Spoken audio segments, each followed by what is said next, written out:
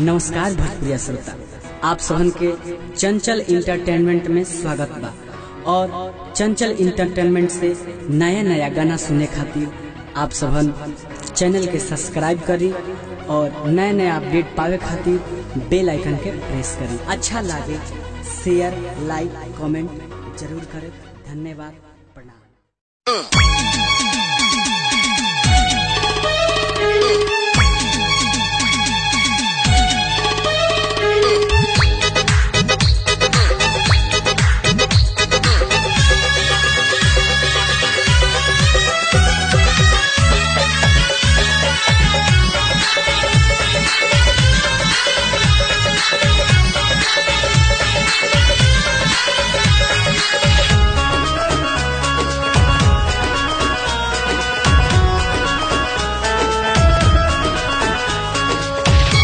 Music by Sharda studio. ए बाबू साहेब खिंचले तोहर बा, जादो जी के बातो हपे निगाह। बियाह के करा से करबू, बियाह के करा से करबू, बियाह के करा से करबू, बियाह के करा से करबू। बोला खुल के करो ना पारावा, बोला खुल के करो ना पारावा।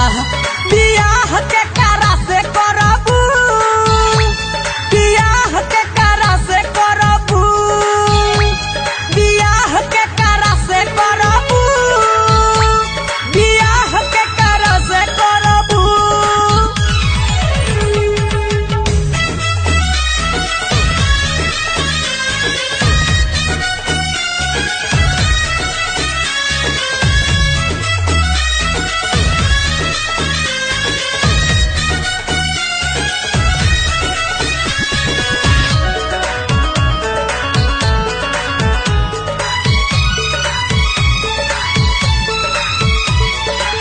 बावे डिसीजन गोरी अब तोहरा हाथ में। रतिया बीतैबू बोला तू केकरा साथ में। बारू अनोखा लागो महोखा, बारू अनोखा लागो महोखा। दिह ना कबो केहुओ के धोखा। देख पाड़े जी, देख साहनी जीता कतारे रा, देखो शर्मा जीता कतारे राह। बियाह के करा से करबू, बियाह के करा से करबू, बियाह के करा से करबू, बियाह के करा से करबू।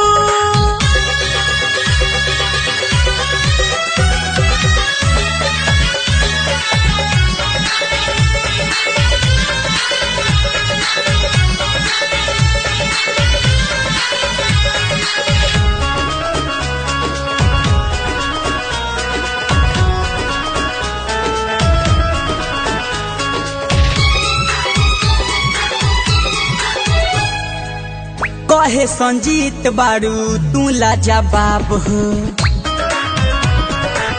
अखिया तोहार लागे गोरी शराब हो। चंदन के चाहत बदना पूरा, चंचल के चाहत बदना पूरा।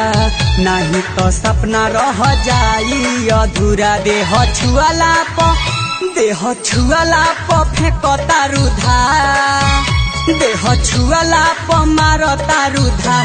बियाह के करा से करबू, बियाह के करा से करबू, बियाह के करा से करबू, बियाह के करा से करबू। बोला खुल के करो ना पारावा, बोला खुल के करो ना पारावा। बियाह के